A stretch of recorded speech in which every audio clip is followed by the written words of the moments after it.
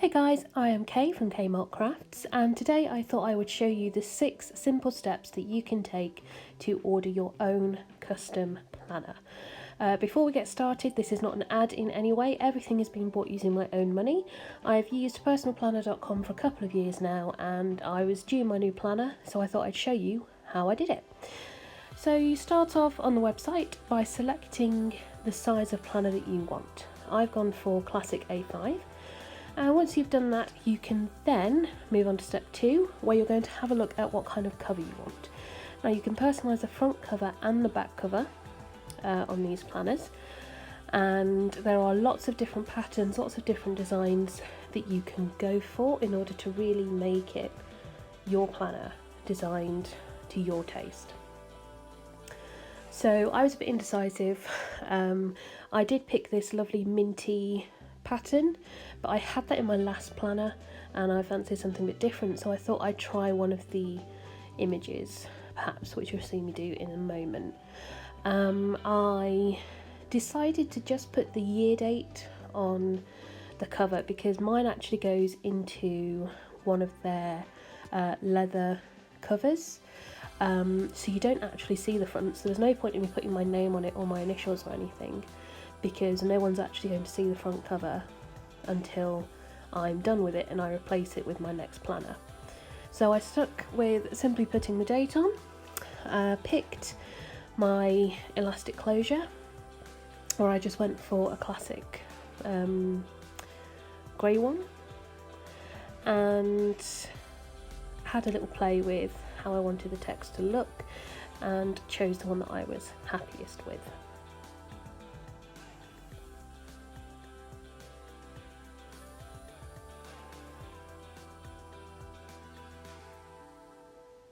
So you can have outline text, you can make it transparent, you can do whatever you want with it. And when I went to do the back cover, I think this is where the inspiration really hit me, that actually I wanted to try a different picture, and I realised that the pictures that you put on the front cover, they actually have a matching back cover which looks like the back of that picture. So I decided to choose a different front cover, and I went for the beautiful giraffe. I was torn, I sort of wanted the elephant as well, but I went for the giraffe because I really like giraffes. And then I picked the matching back cover, and I think I'm a bit disappointed. It would be cool if the back cover had like the back of the giraffe, but even so, I love it, it's cute. And like I say, no one's really going to see it because it's going to be inside a cover anyway while I'm using it. So that's step 2 done. I have planned my front cover and my back cover. So now we get to step 3, which is the inside, and I love this bit because you can really play around with how you want your planner to look. Now I tend to go for this vertical layout every time, but you can also do a horizontal weekly layout. You can do, this one's a bit more squished, you can do boxes on both pages, you can do so that it's all on one side and you have completely blank right hand page for notes. For me, I don't really do that. I like to make the most out of each day, and you can also add on little time bars and stuff, but I find, like for example, the times that I do things aren't necessarily on the hour or on the half hour, so I prefer to leave it blank and just write the times in myself, if there's anything time specific. Now with this planner you can choose which month you want your planner to start, and I always go August to August because I'm a teacher. We start our term in September, so August allows me to plan what I'm doing to prepare for the school year and gives me the time at the end of the year as well. Now at the top you can see it had originally put in a pattern to match my giraffe on the front cover. I've just made it white because I like to use stickers and washi tapes in my planner, and if you've got something dark in the background, sometimes it makes your stickers or your washi tape look a bit less clear because you can sort of see the picture through them. I have had these coloured stripes in one of my A4 planners that I got last year to use as my teacher planner, and I loved having those colour coded days. But I've gone simple in this one again because I want to use stickers and stuff in it, and I've gone for a clear ruler as well. And I like that you can have separate top sections and bottom sections, so you can have notes and then blank space, you can have lined paper, blank space, you can have time and no time. It's quite cool. And then at the bottom you've got these 3 modules. Now the 4th module is automatically defaulted to being that little mini planner that shows you which week you're in, which to be fair I would put there anyway, because whenever I put down my date headers with my stickers, I end up covering the date and then forgetting which day I'm putting on. So for me that's useful anyway. And then you can pick what you want on those 3 modules. So I'm just showing you here a range of the options that you've got. You can also choose just not to have any of them and have extra blank space if you want to make a space for just any general weekly notes, or if there's something that applies to your whole week that you want to put there, then you can. So if you wanted to put, you know, notes of what dinners you want this week or what shopping list you've currently got, then that could go there quite easily. And then you've also got personal dates that you can add. So where I've just clicked on list 1, those are personal dates that I've already saved. So you can see it's already got all of these dates that it has remembered and that it will print into my planner automatically, and it keeps track of how old everybody is on their birthday as well. So that's great for if you've got young children in the family and you know you're going to want to get them a balloon or a card that has their age on it. Or equally, you know, when people start getting to those milestone ages, it's handy to have that reference as well. So I put those dates in, and then this bit is where I get really indecisive. There are so many options for your back pages. Now the monthly overview isn't at the back. These are actually placed at the start of every month in your planner. It just comes up as an option. So these aren't strictly back pages, but they are optional extras that you put at the back, except for those monthly overviews where you can see there's a padlock to say they go at the start of every month and you cannot move them. So I've gone for my yearly overviews for 2020 and 2021 because I find those really useful. I was having a look at the budget planners because they're new, I haven't seen those before, and I really do want to try and work on my budgeting a bit more this year. And I think I was trying to figure out like how many pages I would need to cover the whole year. So that's why I'm sort of staring at it quite a bit here, trying to figure out roughly how many of those, pardon me, that I would need in order to fulfill my planner. The second one has a bit more of a breakdown of like individual things. But yeah, I wasn't really sure which of those to go for, so I just took a bit of thinking time. This isometric paper looks quite cool. And I know, for example, if my other half was using that, he would love it because he's forever drawing diagrams of his ideas and how things work. The yearly tracker I thought was really cool as well. Haven't seen that before, and it's nice to see that these planners are starting to become, you know, it's not just a diary that you can put your name on. You can really customize these pages to have functional pages in there that you would choose to put in, for example, your bullet journal if you had one of those. So the monthly trackers and the yearly trackers I thought were quite a good idea, and I think I was just trying to look through all of the options I had before deciding how I wanted to select my pages. So you can see at the top left it's telling me I've got 14 pages left, and when I saw this one I knew I needed it. I love to track the books that I read and the films and the TV that I watch.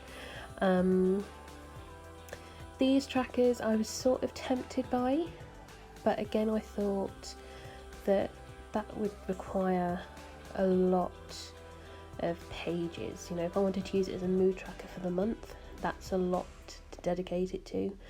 But you know, if you're looking at savings, or if you are going for health tracking, you know, if you want to lose weight, gain weight, if you want to improve your fitness, if you're tracking, you know, if you're in marathon training for example and you want to track how far you've run, you can definitely use these for something like that that's a bit more one-off, and then use your monthly tracker or yearly tracker pages for everything else that you want to track. So you can see I've gone straight back to the books and movies. Clearly couldn't get that one off my mind.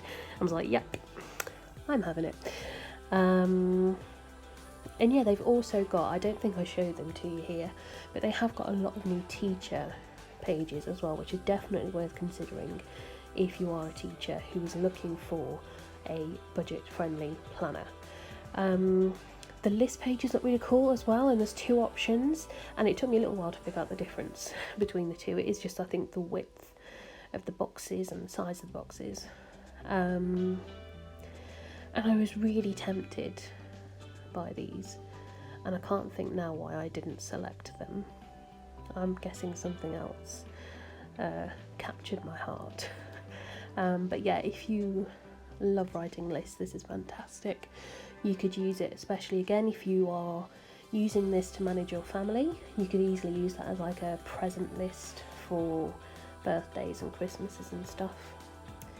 The meal planner thing looked quite cool, gives you a nice 9-week meal plan. Though I assume that, you know, you'd have to either get multiple of these pages to plan out your year in meals, or, you know, you'd be setting up like a 9-week meal plan that you could then repeat and pick weeks from, so that looked kind of cool. The travel ones, I'm not sure if I saw these last year or not. I can't remember, but they look so cool. And you know, if you were going off backpacking, or if you have a relative who's taken a gap year and they're going off to travel the world, these would be amazing to put in here for them. So they've got like this little travel journal that they can take with them. I think that would be such an amazing gift. It kind of makes me sad that I'm not really going to be travelling anywhere. But it just looks so cool.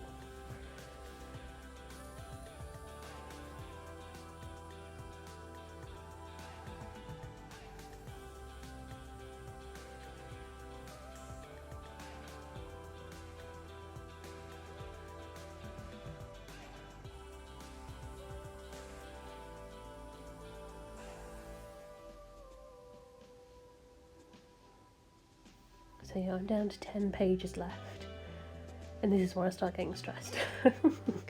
I was considering putting in some teacher pages, but I'm getting a whole separate teacher planner. You can get colouring pages in there, so that's cool, you know, if you want to make sure that you're setting time for mindfulness and you want colouring pages that are yours and the kids aren't going to steal. Sudoku pages, I don't think I'd use them in my planner so much, but maybe if you're the sort of person who travels a lot, you know, if you commute on a train to work every day, it might be nice to have that as an option, so that you've got something that you can do while you're waiting around that doesn't require carrying something else as well. I toyed with the idea of getting the address list, because I'm actually in the process of planning my wedding, and you know, we're trying to compile addresses ready for invitations and the like, but you know, I think the minimum there was 6 pages, and I don't need 6 pages of addresses at all, so chose against that one. And I do wish, I think, that there was a little more flexibility in the number of pages that you can use. I think that'd be quite nice, especially when it is, like, I can understand with the monthly overview that, well, it has to be 24 pages, because if it's going in between each month, it would need to take up those 2 pages so that it doesn't interfere with the printing of everything else, rather than just having 1 page. But, you know, those address pages, why have between 6 and 16 when you could have 2, you know, to 16 or whatever, and just do them in batches of 2. So yeah, maybe that's something that they might work on over the next year or so before I get my next planner. So yeah, I was still really torn on the budget planners, and like I say, I find it agonising when I have 10 pages left and I just cannot decide which pages I want to put in there. I do kind of wish as well that you could add as many of these as you want and pay the extra. I obviously imagine that it's limited because, you know, it's a ring binder, it's a spiral bound notebook, so you can only fit a certain number of pages on that spiral binding without damaging it or without it coming apart, so they're limited there. But you know, I think if there was an option to pay extra for a bigger spiral, then you know, that could be worth considering. So I think I have finally settled on my back pages. Now I'm just going to reorder them slightly in sort of how often I'm likely to use them, and then that will be stage 4 complete. So yeah, I'd like to put 2020 at the front of my planner. I'm not sure why it doesn't let you do that, but you know, it's not the end of the world.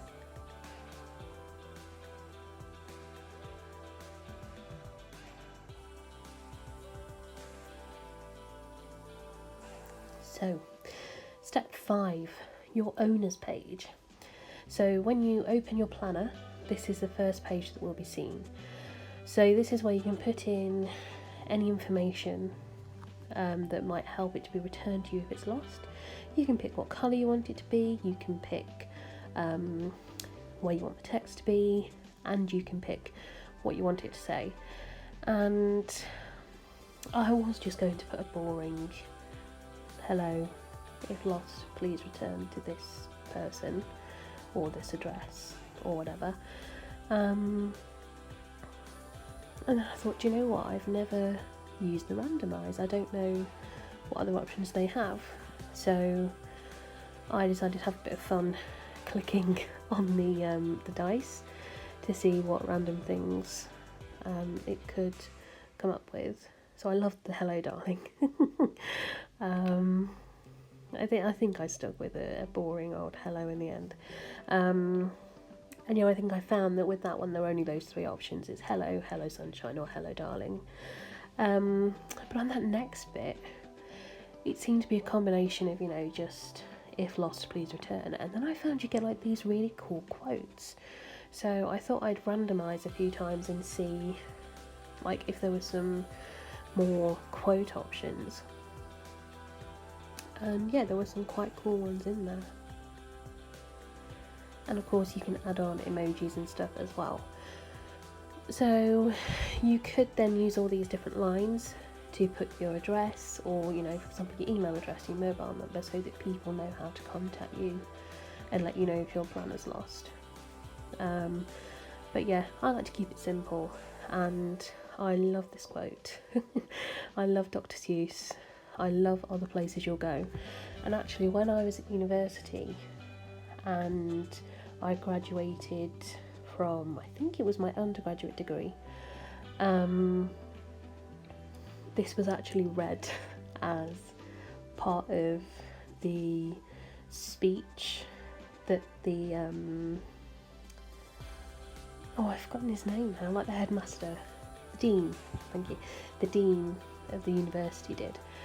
And I also just love the story of Other Places You'll Go, and I actually use it in my teacher planner that I had last year.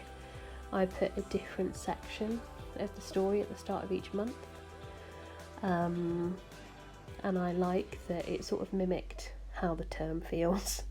So yeah, I decided to stick with this Dr. Seuss quote, and then I was like, oh nope, wrong colour, I want it nice and simple.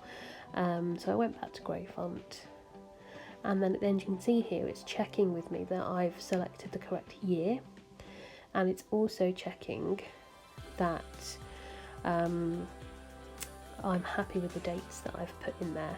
So I have 2 lists for dates, and I think here is where you'll see that like list 2 is just empty. It's just a random list that I made and then didn't put any dates in. so I'm happy that I don't want that one included. And I'm happy with a 2020 start in August. So I can click OK at the bottom and confirm that I'm happy with all of that. Gives me a rundown of what I've selected, gives me a little preview of my planner, and as you can see down there, delivery should be in approximately 2 weeks. And then you get the accessories. So they have lots of stickers available. These covers are what I have for mine. So you see where it says calfskin A5, $23.99. That is what I have for my current A5 planner, but I have it in that picture you see there, that mint green one. That's the one I have at the moment, but I believe when I looked through, that's actually been discontinued now, which is a shame because it was a beautiful colour, and you know, it's worth the investment, something you can reuse. But yeah, they've got lots of cool sticker kits, you can get lots of pens, and you do get a packet of stickers that comes with your planner when you buy them. These ones in the bottom right, the original A format sticker paper, comes with your planner. So you've already got something that you can use, and then you can order extra in different colours. You can order more of the same, you can order different ones. You can see here there's like gratitude boxes, Bujo boxes, you've got habit trackers, and again I really do like that they seem to be noticing that there is this trend for the bullet journal style of planning. So these are sticky notes that I believe you can clip into your planner, kind of like dashboards in the Erin Condren. So they look quite cool. And I think I was toying with the idea of adding some of these to my basket. In fact, I might have even added some to my basket, I really can't remember. And there's also a lot of pens. So they have the friction pens, which are erasable ink, in lots of pretty colours. These I haven't seen before, these coloured fine liners, but I would be interested to try them. And then they have a wide range of pastel pens as well, which I know are very popular with a lot of paper planners. So then you've got your Stabilo. I like Stabilo. And again, I was tempted by these mini fine liners, but I have a lot of pens, and that is something I need to realise, and I need to just stop buying more pens. So you know, you can see they've got quite a range of accessories on sale there. So these are the cases you can get for whichever size planner you choose to buy. And as I said, mine was a calfskin in A5, and it's this beautiful mint one here. For some reason the A5 has been discontinued and can no longer be ordered, so I'm not sure why. These are the plastic pockets, which are really handy. So again, I can't think if you get these in the Erin Condrens or not. I think you do. I think they're paper savers in there. But again, these can click in anywhere in your planner to keep papers in. I tend to keep stickers in there in case I want any extra ones. And then you've got a wide range of the elastic closures as well, so you can get a spare one if you wish. So I think that's all of the accessories that you can get with this planner.